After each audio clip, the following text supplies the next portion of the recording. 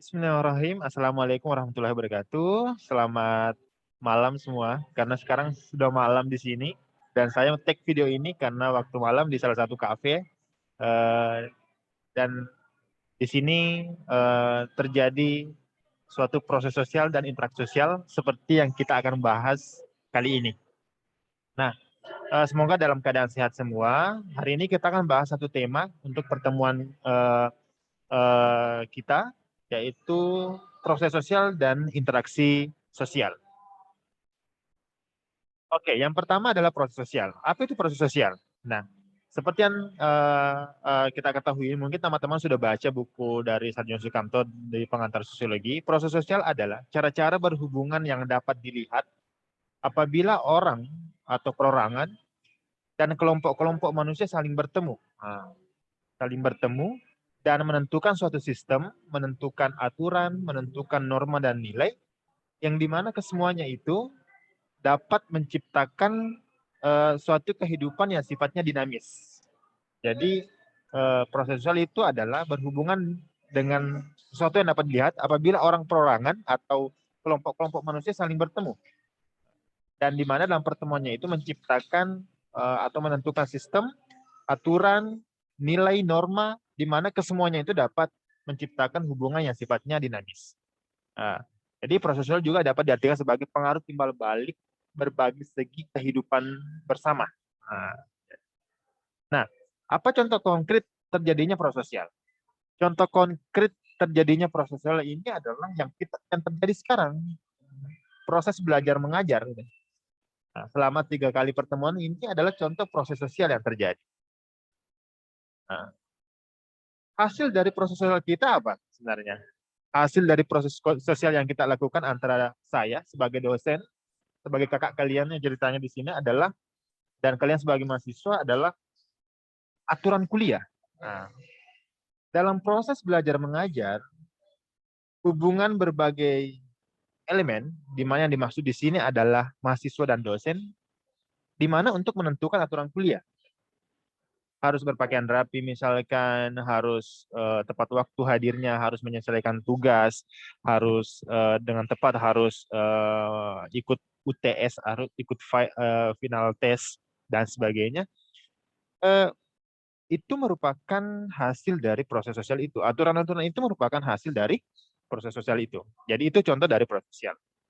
Nah, selanjutnya adalah terus apa itu interaksi? Apa itu interaksi sosial? Nah, interaksi sosial itu sebenarnya adalah kunci dari semua kehidupan sosial sebenarnya.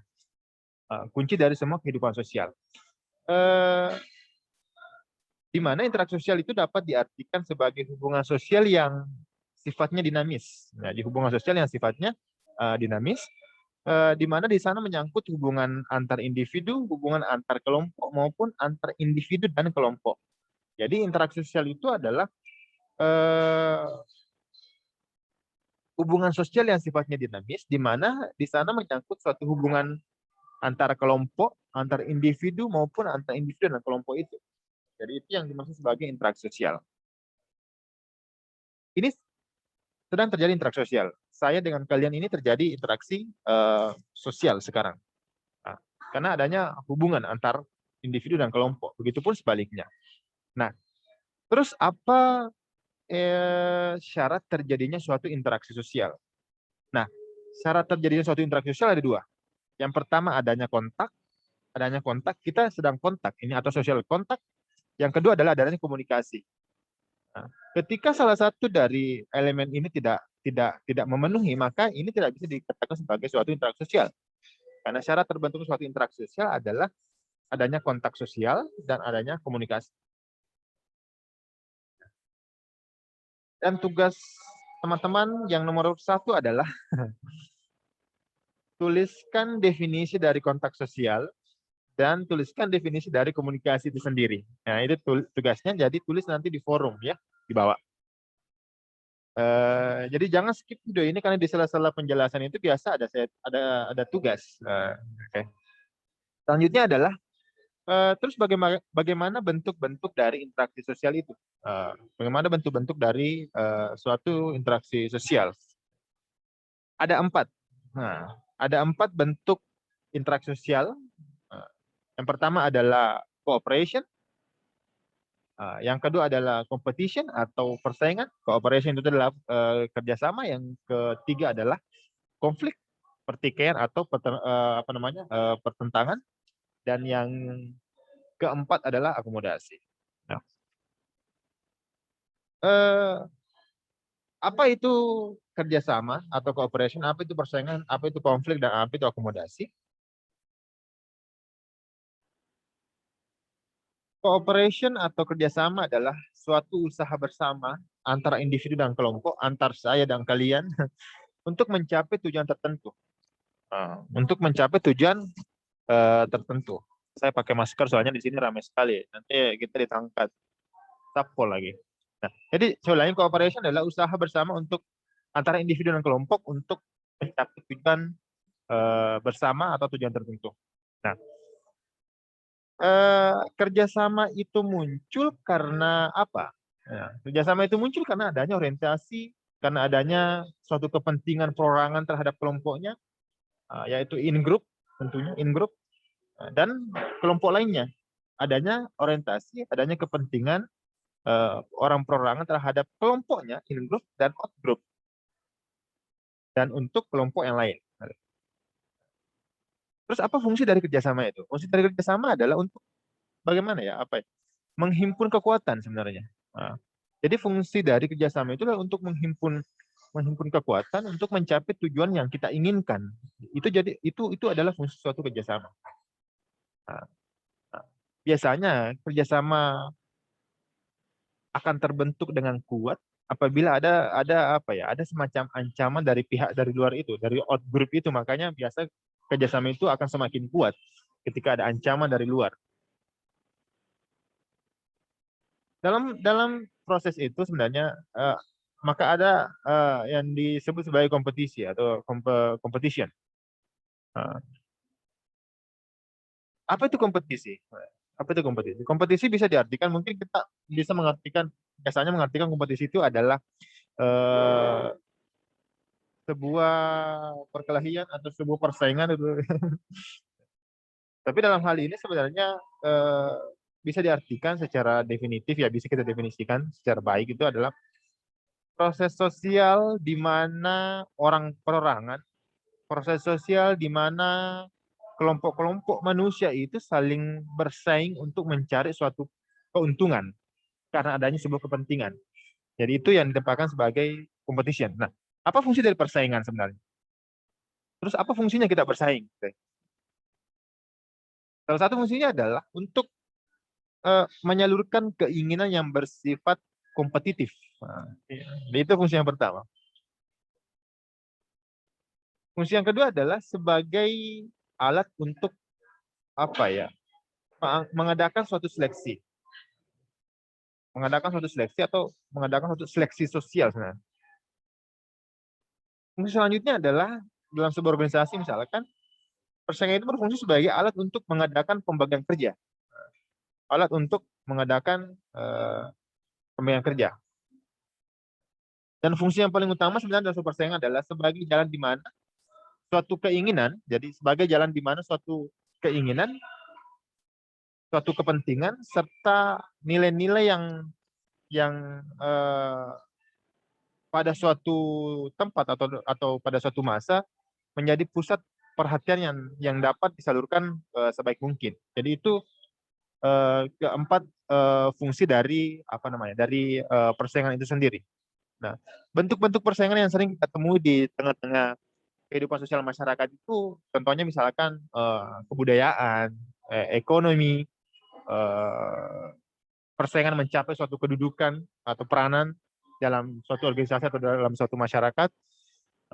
Bentuk-bentuk persaingan juga sering kita temui dalam perbedaan ras. Gitu.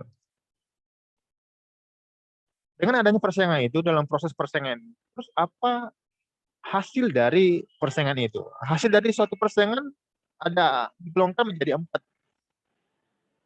Yang pertama adalah perubahan kepribadian seseorang. Dan suatu persaingan itu akan mengubah kepribadian seseorang.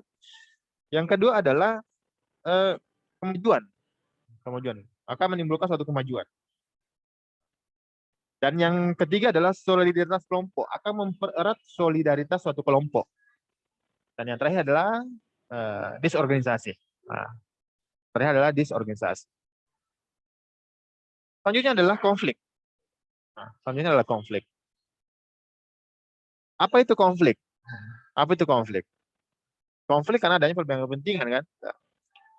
Dalam konteks di sini, konteks proses sosial, di mana konflik itu bisa diartikan sebagai suatu proses sosial di mana orang perorangan, di mana eh, kelompok manusia berusaha untuk memenuhi tujuannya dengan jalan menantang pihak lawan, menantang pihak lawan yang disertai dengan ancaman dan atau bahkan kekerasan, itu konflik sebenarnya. Nah, apa bentuk-bentuk dari itu? Apa bentuk-bentuk dari konflik itu? Apa bentuk-bentuk dari pertentangan itu? Saya minum dulu ya, haus. Oke, kita lanjut ya. Nah, apa bentuk-bentuk dari pertentangan itu atau persaingan itu? Contohnya adalah yang pertama adalah pertentangan pribadi. Pertentangan pribadi, yang kedua adalah pertentangan rasial. Bisa kita lihat, pertama adalah pertentangan pribadi, yang kedua adalah pertentangan rasial. Contoh dari bentuk pertentangan itu misalkan pertentangan antara kelas-kelas sosial karena adanya perbedaan kepentingan di sana, pertentangan politik, seperti yang kita lihat beberapa tahun lalu misalkan, atau bahkan sekarang lagi pemilihan presiden lagi, bahkan pertentangan yang bersifat internasional. Nah, apa akibat dari pertentangan itu sebenarnya? Apa akibat yang ditimbulkan dari sebuah pertentangan? Suatu pertentangan akan melahirkan beberapa akibat. Setidaknya ada 4, digolongkan garis besar ada 4. Yang pertama adalah tambahnya solidaritas in group. Jadi dengan adanya konflik, dengan adanya konflik, maka solidaritas itu akan semakin bertambah, semakin erat. Yang kedua adalah mungkin justru sebaliknya.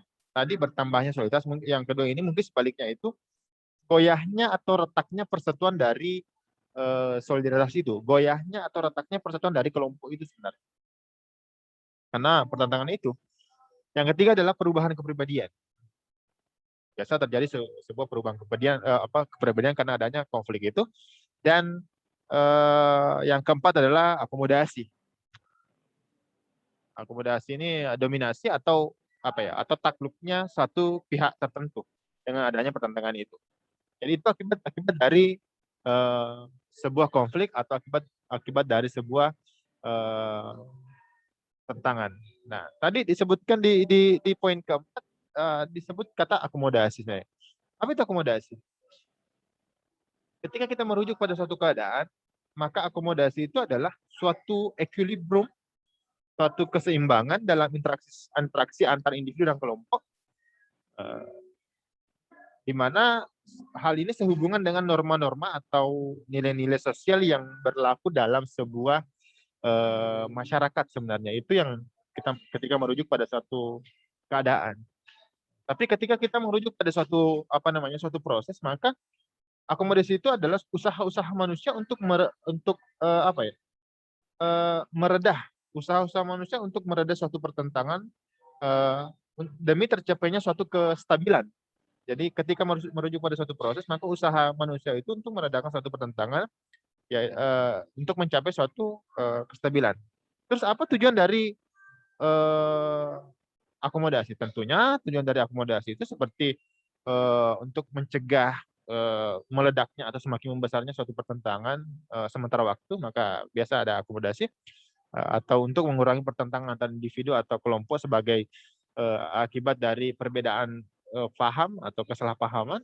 Akomodasi juga kadang-kadang diusahakan untuk memungkinkan kerjasama, memungkinkan kerjasama antara kelompok-kelompok yang hidup terpisah misalkan karena bekerjanya suatu faktor-faktor sosial, psikologis ataupun kebudayaan itu. Akomodasi juga bisa karena untuk usaha sebagai usaha untuk peleburan antar kelompok yang terpisah sebenarnya. Nah, itu tujuan dari sebuah akomodasi. Nah, adapun bentuk-bentuk akomodasi itu misalkan eh, konformis, co-creation, mediasi, toleransi, apalagi conclusion gitu. Nah, kalian bisa carilah bentuk-bentuk akomodasi itu contohnya apa. Nah, eh, terus hasil dari akomodasi itu apa sebenarnya? Nah, hasil dari akomodasi itu tentunya adalah menekan oposisi misalkan. Hasil dari akomodasi itu tentunya eh, perubahan-perubahan kedudukan. Hasil dari akomodasi tentunya menghindarkan diri dari bentuk-bentuk pertentangan yang eh, baru, justru guna untuk kepentingan integrasi suatu masyarakat. Itu hasil-hasil dari akomodasi. Terus istilah akomodasi, terus ada distilahkan sebagai asimilasi. Apa itu asimilasi? Asimilasi itu lebih kepada merupakan lebih kepada usaha untuk mengurangi perbedaan sebenarnya. Usaha untuk mengurangi perbedaan yang terdapat antara orang-orang atau kelompok, bisa juga diartikan sebagai usaha untuk membedakan dirinya dengan kelompok tersebut. Biasanya asimilasi ini muncul apabila adanya kelompok manusia yang berbeda kebudayaan,